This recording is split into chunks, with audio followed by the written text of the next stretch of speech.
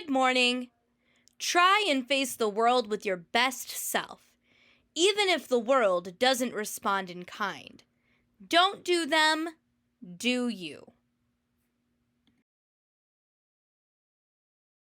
And now look at me, and this opportunity is standing right in front of me.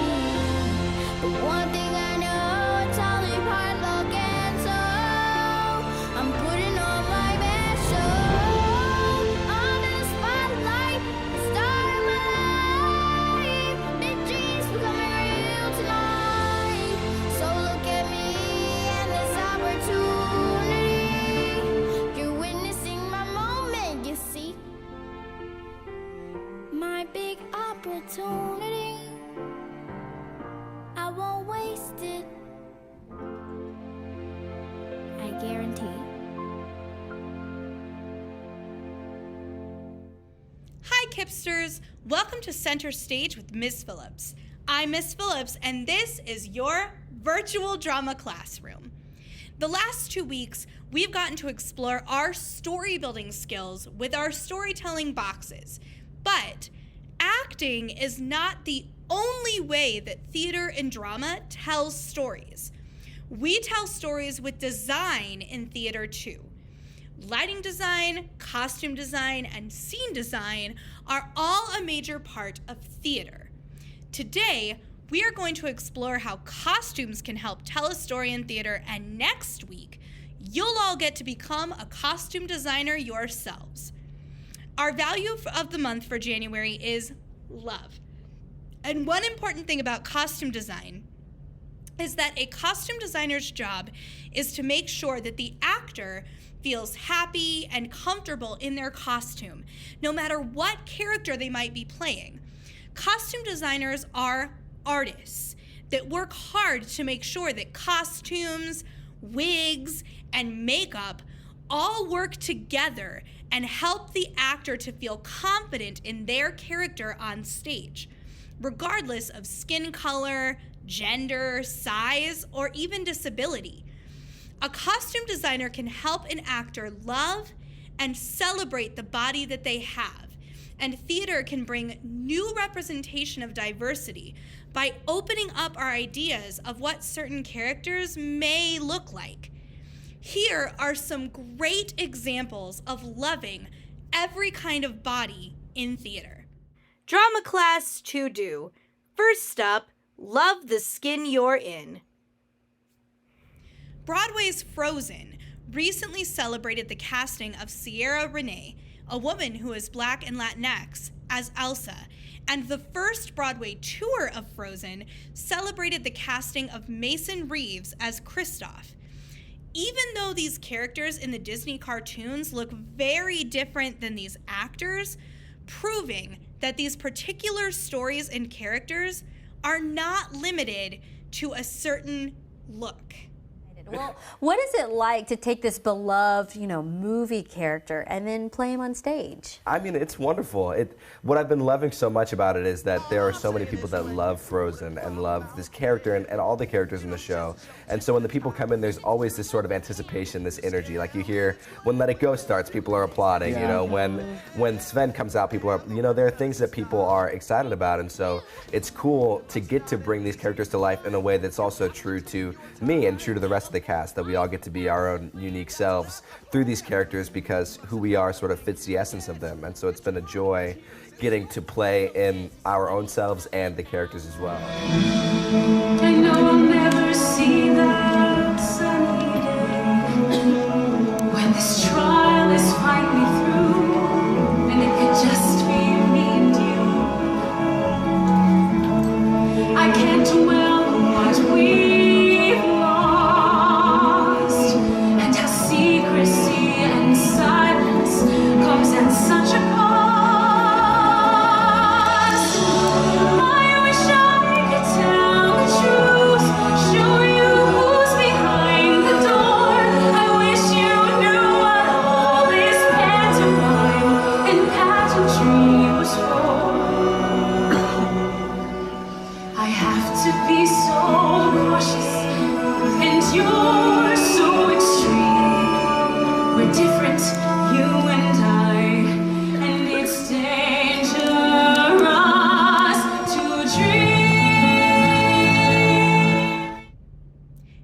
Hamilton, a recent Broadway hit about the founding of our country, historical figures that were white are played by actors of color, including George Washington, Alexander Hamilton, Aaron Burr, and Thomas Jefferson.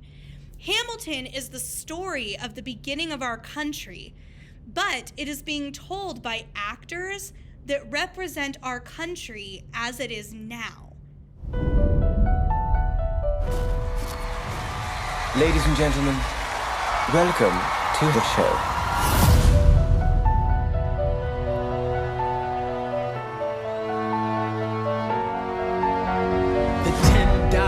Founding father without a father got a lot farther by working a lot harder, by being a lot smarter, by being a self-starter. To your union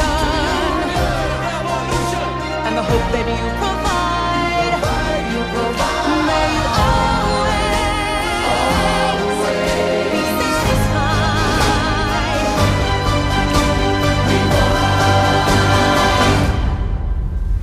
This is Hamilton.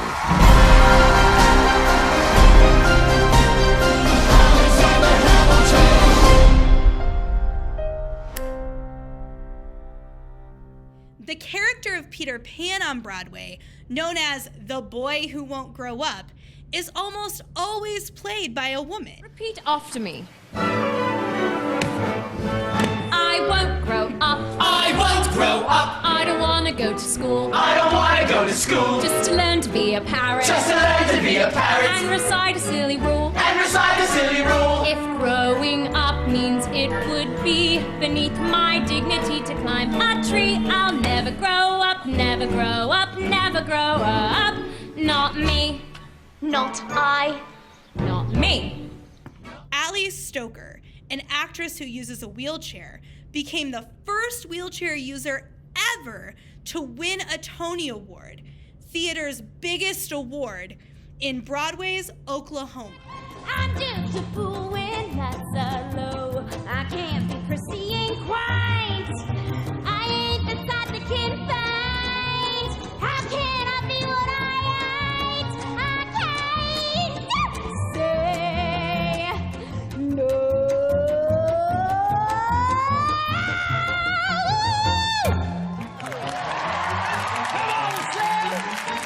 Disney's musical The Hunchback of Notre Dame recently had a production that cast Joshua Castile, an actor who is deaf, as the lead character of Quasimodo. Castile performs Quasimodo's songs in American Sign Language, while another actor, E.J. Cardona, performs as the voice of Quasimodo. Out there, where they all live on, where what I give, what I dare, just to live one day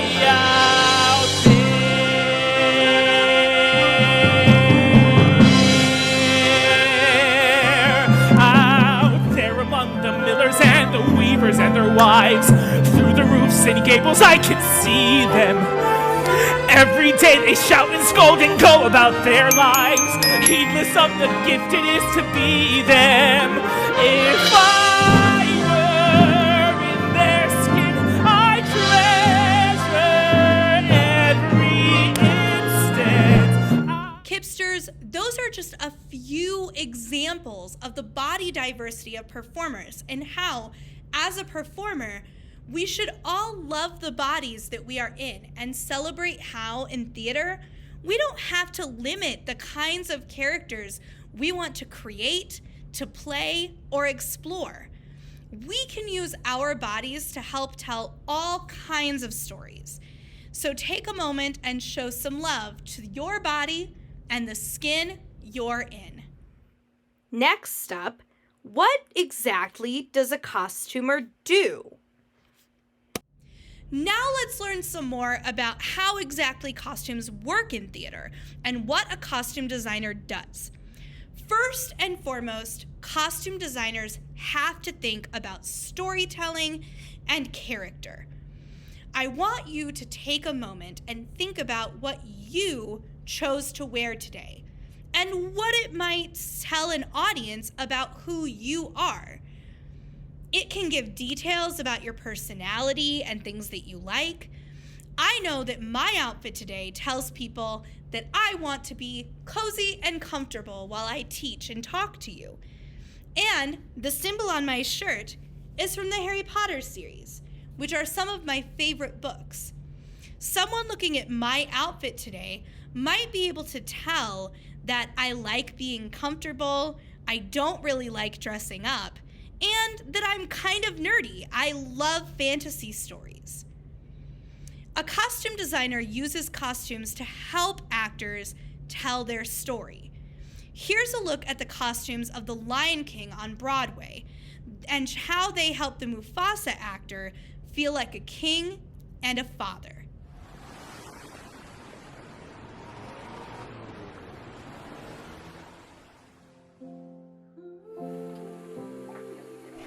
I'm L. Stephen Taylor. I play Mufasa in The Lion King on Broadway.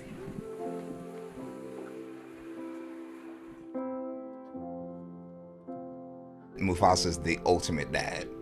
And when I came into the show, I was a young dad myself, and trying to fill the shoes of being the ultimate father was a little bit daunting. I think that I went through a period of time where my portrayal of Mufasa was more exacting ruler and kingly than how I play him now. And I feel like now that I've come into who I am as a performer and especially who I am as a father, I feel like I've gotten a good balance on how to make him something that's very specific to who I am. Some of the lessons that I've learned about being a father, I've learned through my process in playing this character. Half hour is my call, and that's my makeup call. I like to get here a little bit earlier. The makeup plot for Mufasa, vibrant reds, yellows, oranges. The colors in his makeup reflect the colors of the sun. And also the shape of the makeup and the shape of his costume and the mask that Mufasa wears are all very symmetrically driven like the sun is. And so you see that that's a theme that's repeated throughout when it comes to Mufasa. Symmetry, bright, vibrant, positivity. Even, just sitting and getting my makeup done is preparation for playing this character. Then I like to go and visit with the ensemble and the other principals in the show. Our show is really community driven, and I feel like Mufasa is at the helm of that. That helps me get grounded and rooted in that community aspect of our show before I even go on stage. We are like a pretty big family, so it makes it pretty easy. When I first started wearing this costume and putting the mask on and the collar and the cape and the corset, I felt like it kind of swallowed me up. I kind of made it a goal of mine to stop feeling like I was, playing in my daddy's clothes. So the gym is a very big part of how I stay in shape for doing the show, but also how I fill out that costume. One of the mistakes that I made when I first started doing the show is I was trying to play royalty. And when you put on that costume, it automatically pulls you up. I don't think it's by mistake that Mufasa wears a corset and there's a collar that lays across his shoulders. There's this big mask piece that's on his head. Those are the elements that make you feel like royalty. So then you don't have to play those things. When I think of the people who have worn that mask before me, it's very humbling. And the mask serves a dual purpose. It's not only a mask, but it's also Mufasa's crown. And you see him take off his crown one time, and it's to relate to his son as a father would. Putting that crown on, kind of seals the deal responsibility-wise. And also, it just also takes me back to a place of humility. I feel really lucky. I've grown up with this show. I'm continuing to grow with the show, and I look forward to seeing what's left on the journey. Along with storytelling and character, a costume designer has to think about setting and the action on stage and make sure that the costume works with both of those things. Think about it. Clothing can tell us about the setting, where a story takes place. You wear different clothes in the summer than you do in the winter. Because I'm wearing a sweatshirt, if I was on stage, you could probably guess what kind of weather it is where I live. And here in Chicago, it's cold. They also need costumes that they can dance in, move in, and sometimes even costumes that can create their own special effects. Here's a couple of amazing examples of costumes that have to transform before the audience's eyes.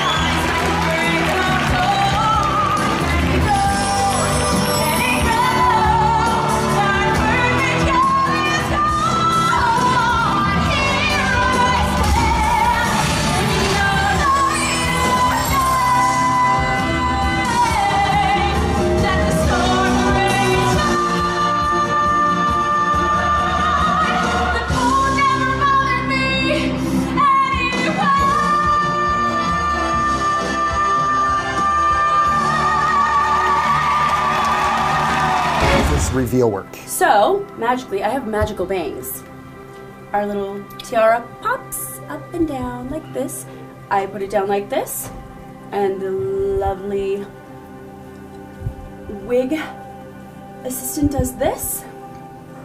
And it's just tied in the back. It's just tied in the back. And then you're going to rip it off and chuck it. I rip it off and I go bowling with it. That is what I do. I bowl with it. Easy as that. This is Miss Kelsey Nichols, who we've decided we're going to call the engineer of the dress.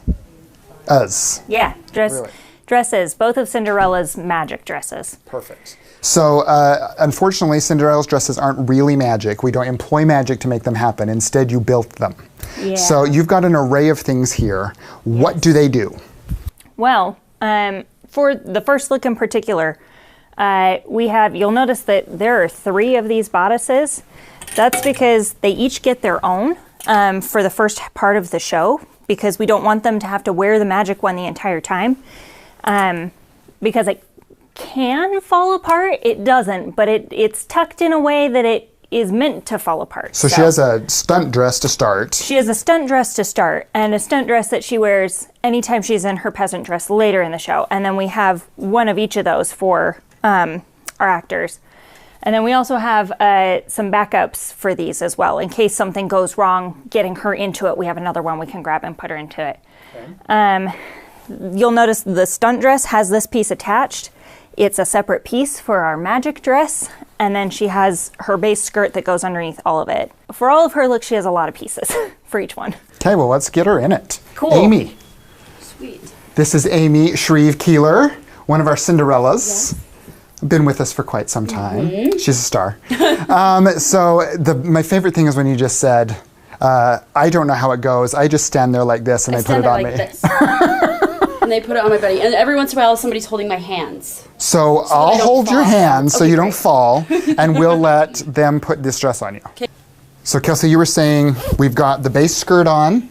Yes. The peasant skirt. Uh-huh. We have part of what's going to be hiding the dress. Yeah, this kind of ends up being like a big pocket that hides the white dress. In. Okay. Mm-hmm. Yep. And then, so now that we've got this base part on, we have to put on her ball gown, the part that we're going to see on stage. Right. Okay. So, skirt goes with this.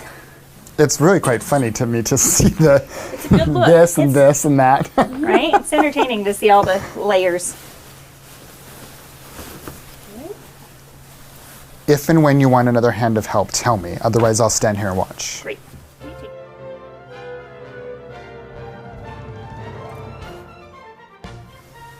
Okay, so this is her ball gown look. Now we have to start folding this up like a present. Okay. So then this is where you stand like this. I'm going to grab this bodice first.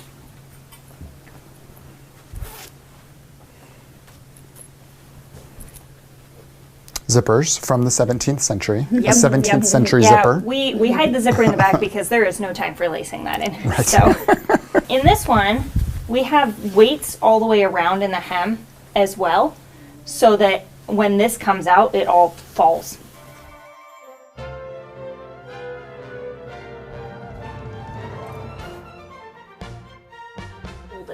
So you kind of want to pull it up and tuck it in, and then we're just kind of flattening it around her middle as best we can. Okay, so for a waistline, that's where you're actually folding fabric to get it the thinnest. Yes. And you're letting it bunch lower. Yes. Okay. Yep, because then this folds up around here. This is where the extra hands Sure, what can I do? come in handy. Just hold that now that it's there? Yep, we just need to sort of hold this all in Okay. around her here. Got it.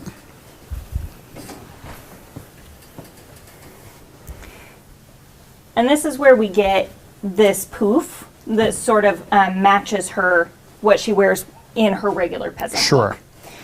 Now, I'm assuming the regular peasant look, it wasn't a design to have the poof that you then copied for the magic dress. It's instead what you did for the magic dress and then you copied it for the stunt dress. Yes, yeah, we incorporated that specifically to help hide all of the skirts. Michael, will you put one more hand right here for me? Got it. Okay. So then the bodice is going to hold all of these pieces down. Ah. So the top is holding. Mm-hmm. It's packing everything in and holding it all against her.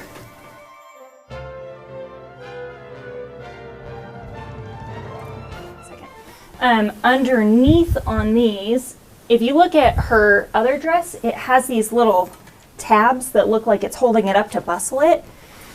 It's also helping to give it that shape and to hold all of that extra fabric inside of there. And there are buttons underneath the edge here that buttons to. These are also what's going to grab the bodice as it falls away from her. So as for those who don't understand a bodice, the top This piece, piece. it's going to top actually piece- drag it down. Make sure it doesn't go halfway. And we don't want anything left on the stage, so these guys also keep the bodice when it comes apart on her body. So she can unfold that entire dress and not walk away with a pile of clothes laying around Right. her. The dress really is a breakaway. Yes. The bodice is all tied together with fishing wire. Uh-huh. And she's going to pull some tabs Yep. that These little guys release on the her sides fishing here. wire. Yep. And- It removes that fishing wire from the seams. Okay. Which is, there's a little channel that it goes through, and that's the only thing that's holding those pieces together. It's sort of creating a false seam. Okay. So as soon as you remove those fishing lines, there's nothing keeping the pieces together, and they're weighted as well, and lined with satin so it slips away from the dress underneath. So when that falls, it's caught by these, and it hangs down around her waist here. And in it the back. releases And the it top of releases our... because everything's just packed inside there. So it releases everything that we've packed in, and this unfolds and releases all of that out of its pocket. out of its pocket. So everything can unfurl and cover all of this underneath.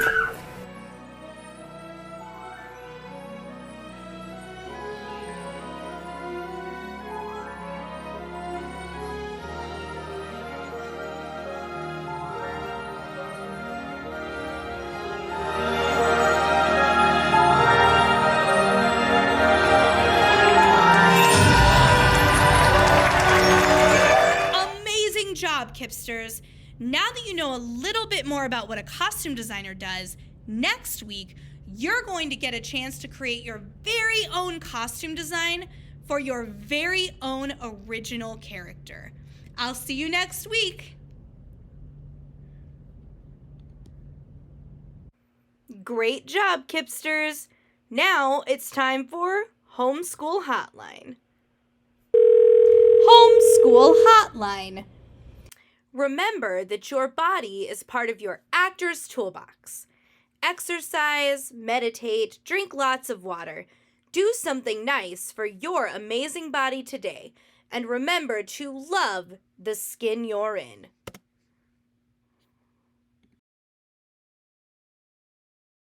I wanted to wish you good morning. I wanted to wish you good night. I started to write down my greetings, a way of just being polite. So I start each day with a greeting and end with a night variation. It safeguards my evenings and weekends at home to sign off a mini vacation. I don't have a book of quotations or wisdom I pull from a shelf. Most often the greetings I wish you are the greetings I wish for myself. So if I write relax, then I'm nervous.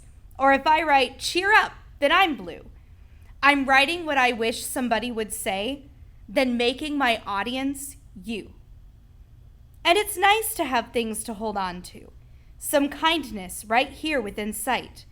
You can read this whenever you want to. It will be here. Good morning. Good night. Good night. Tomorrow we try again. Rest up.